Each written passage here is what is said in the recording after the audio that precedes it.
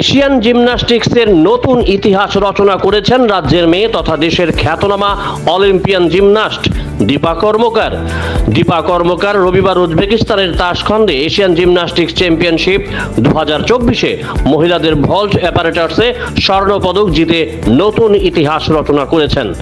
এই প্রথম কোনো ভারতীয় জিমন্যাস্ট এশিয়ান চ্যাম্পিয়নশিপে কোনো ইভেন্টে সোনার পদক জিততে সক্ষম হয়েছেন।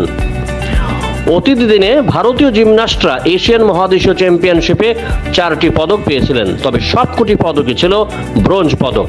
দীপা কর্মকার নিজেই 2015 সালে মহিলাদের ভোল্টে তৃতীয় স্থান অর্জন করে এবং এর মধ্যে একটি ব্রোঞ্জ পদক অর্জন করেছিলেন। আশিস কুমার 2006 সালে পুরুষদের ফ্লোর এক্সারসাইজ এবং প্রণতি নায়ক 2019 এবং 2022 সালে মহিলাদের ভোল্ট প্রতিযোগিতায় ভারতের জন্য ব্রোঞ্জ পদক এনেছেন। তাশখন্দে মহিলাদের ভোল্টের ফাইনালে রাজ্যের মেয়ে দীপার গড় স্কোর 13.566 করে কোরিয়ার কিম সন হিয়াং এবং জো কিয়ং বাওয়েল থেকে এগিয়েছিলেন। দীপা কর্মকারের এই জয়ে নিঃসন্দেহে খুশির হাওয়া গোটা দেশ সহ রাজ্যেও।